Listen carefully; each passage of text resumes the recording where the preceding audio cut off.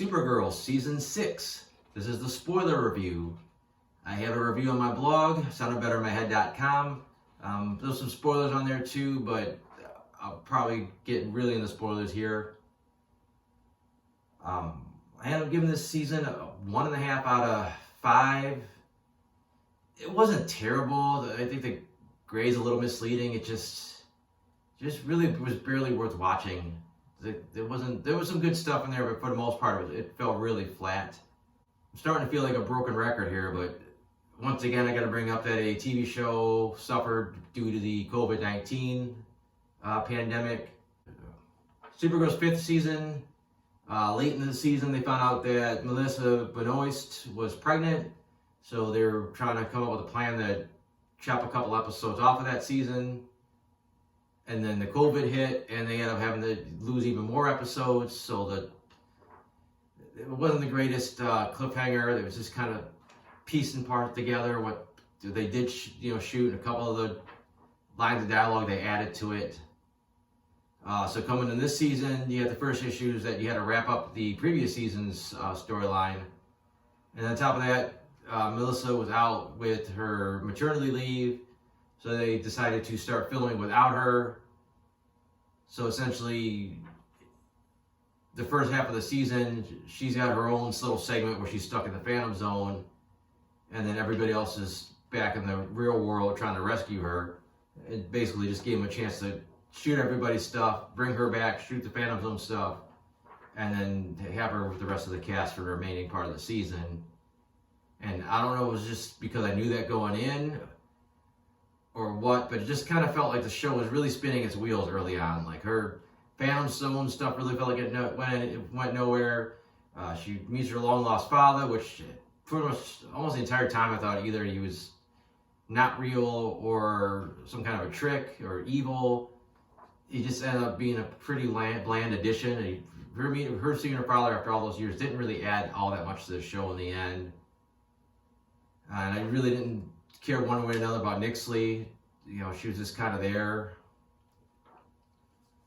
And then the attempts to rescue Kara were just kind of stupid. And it's none of that. A lot of the shit they did didn't even make a lot of sense. I thought the trial of Lex Luthor started off strong.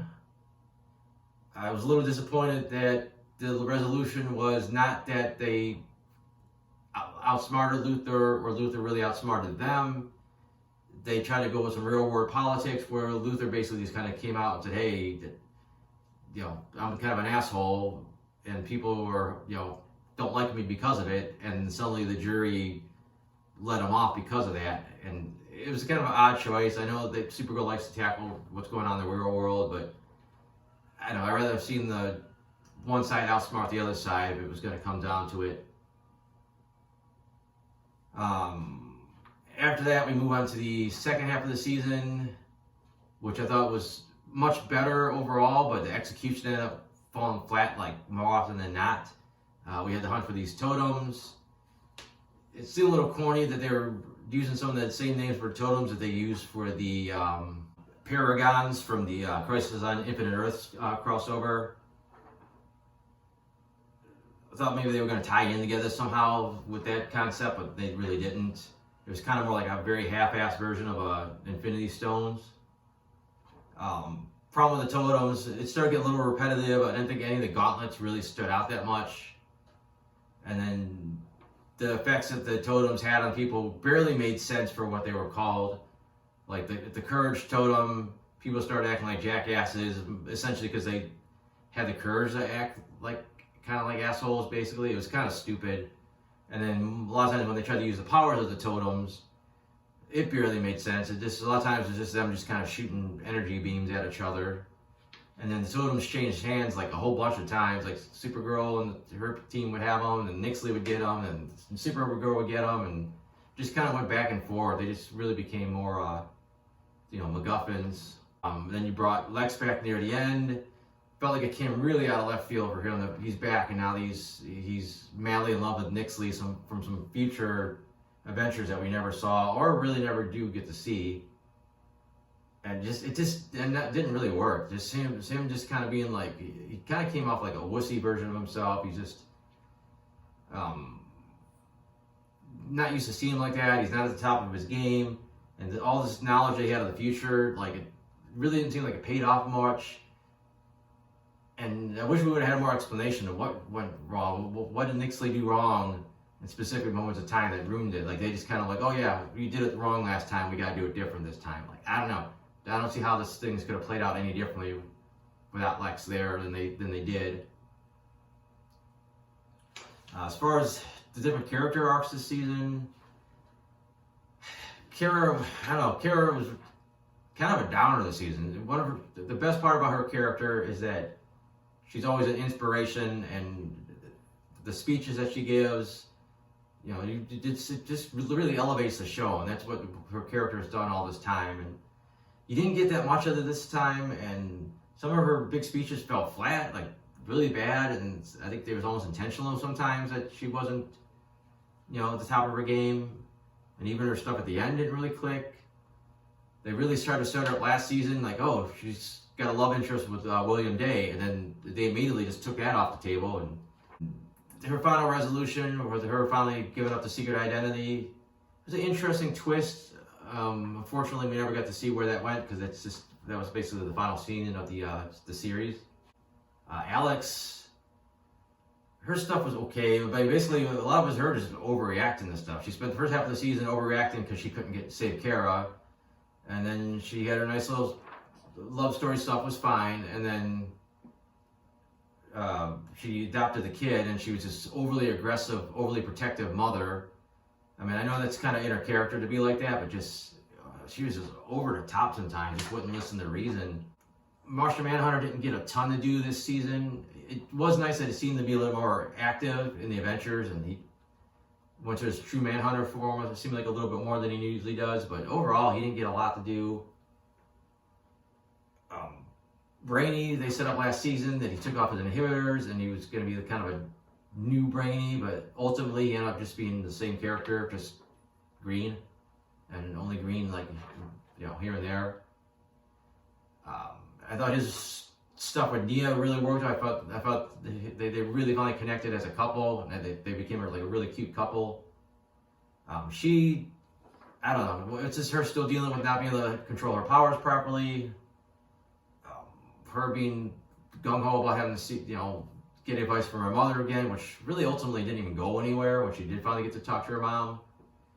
She did have some meaty acting moments when she finally reunited with her sister, but overall, I don't think she really moved that far forward as a hero or anything else this season.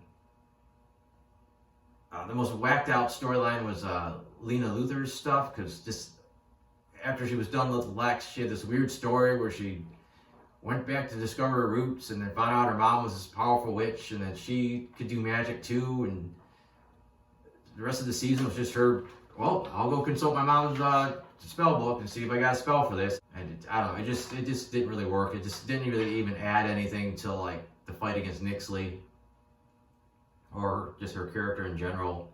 Like her accepting magic over science just really didn't feel like that big of a deal. As I said earlier, William Day was set up as a love interest for Kara, and ultimately they ditched that. They didn't seem to know what to do with him. Thought they had an interesting concept of him being embedded with the Super Friends, but there was no major payoff to it, and even his death didn't end up being that big of a catalyst like it could have been. Like, they almost should have did it sooner than the third to last episode, because they didn't barely have the time to react to it. They just immediately had to deal with Lex and Nixley again. And that also leads into Andrea's stuff. Like, I don't know, she was practically a villain. She was such an asshole the entire season, and except for the couple times she would talk to Lena, where you see like the kind of the softer side of her. She was a bitch the whole time. Like, she was almost a villain.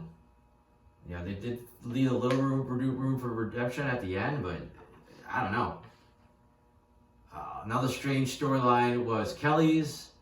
You know, it's fine that they switched her over being a social worker, and ultimately it would set up the whole adoption angle with her and Alex. But she suddenly had this quick transformation to become like a vigilante, and not only was that kind of quick, but everyone's on board for it. Like, oh yeah, we knew eventually you'd want to be a vigilante. Here's your helmet. Like, I don't know, this whole thing was just kind of rushed and didn't make a ton of sense. And then they had this whole episode where she became this like social justice warrior, and just seemed out of character for her. She just went so gung-ho from just being like, she just suddenly became this like spokesman for like the black race, which is fine. And then they just kind of dropped it like more or less the next episode, and everything went back to normal.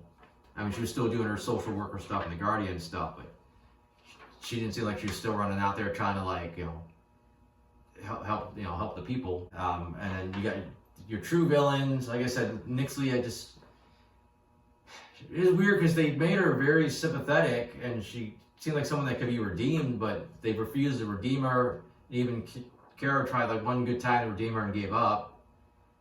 She's super powerful. You're fighting a fifth dimensional imp, but they pretty much neutered her almost the entire season. Just found a way for her not to have full power, or really any powers, unless the story called for it. Then they give her a little something that screw with the heroes.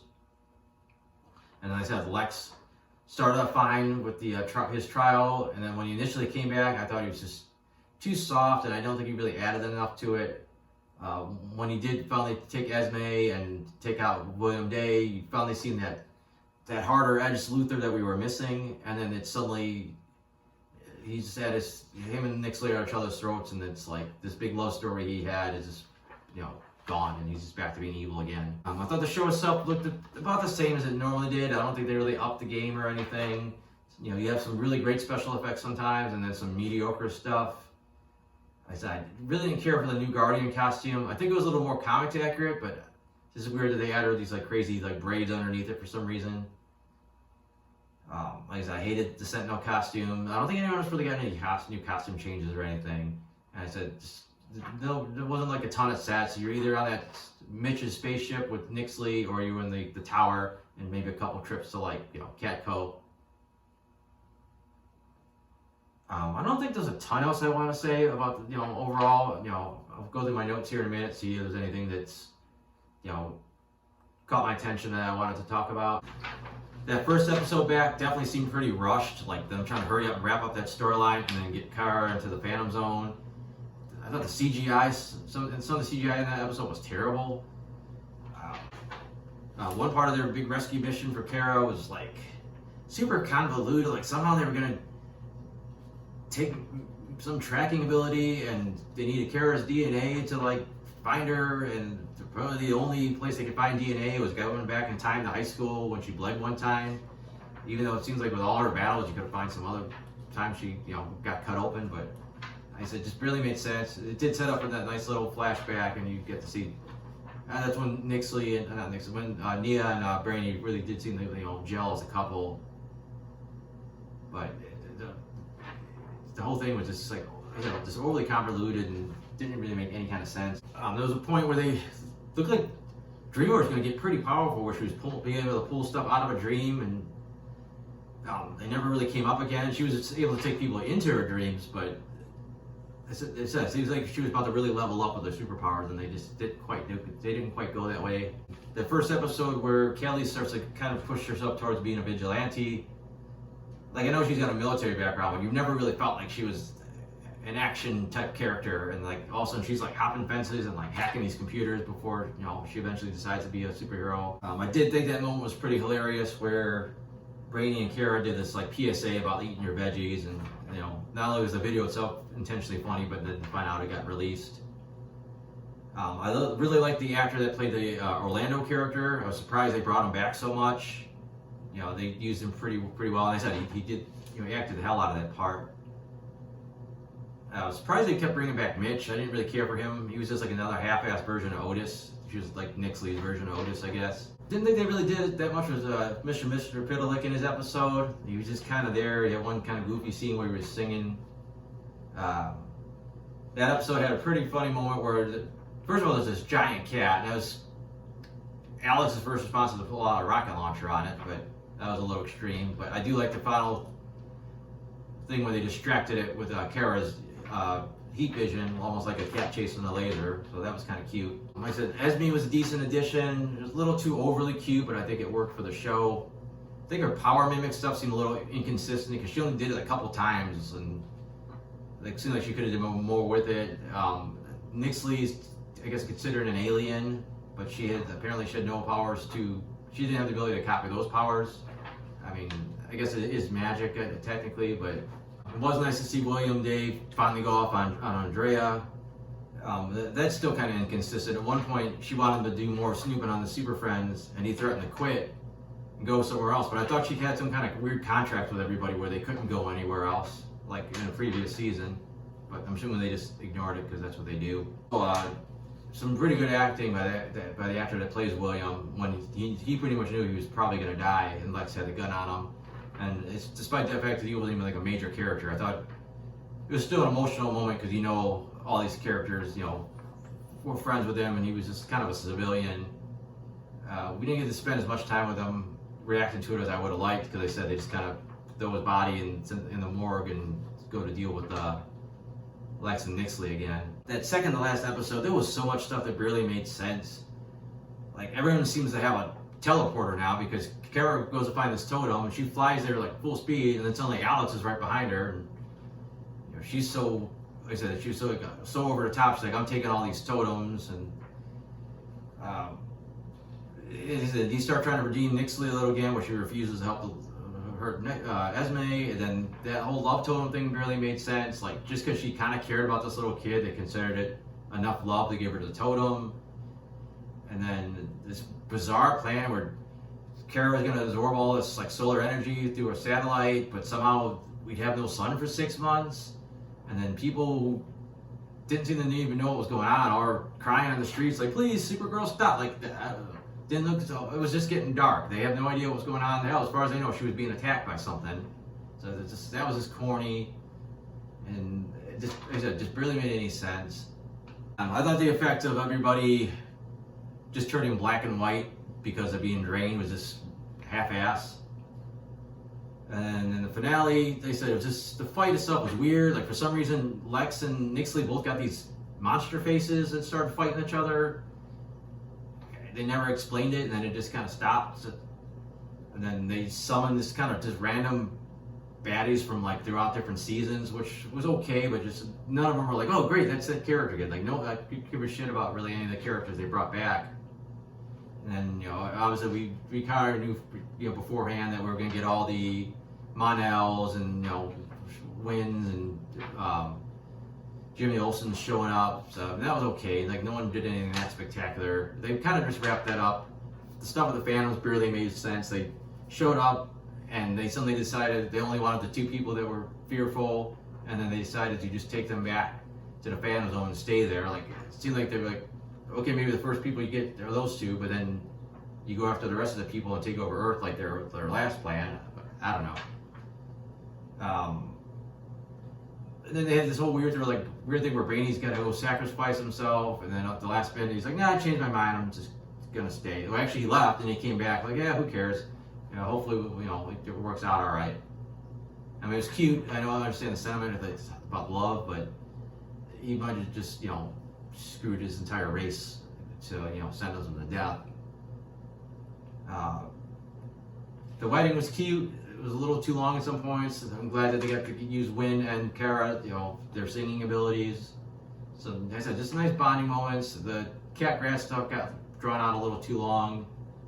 All basically just set up Kara ditching her secret identity. I think some of the other stuff, their happy endings that they zipped through were just okay, like the LGBTQ facility that Dreamer opened up, or the new improved DEO, or the I don't know if it was a scholarship, but whatever award Andrea set up with William's name. Nothing was like really hit home, like, wow, that's awesome. It's just like, okay, whatever. That's probably way more than I wanted to talk about this show. The season, like I said, the season was just there. Like, it didn't really do anything too spectacular. The series itself was never great. It had some really good moments at times. Like I said, it was always perpetually carried by, Supergirl herself. Just like I said, the way she just was so uplifting and positive, and like it's this force for good. It always worked, even when it was cheesy. But like I said, I don't got anything else I want to say.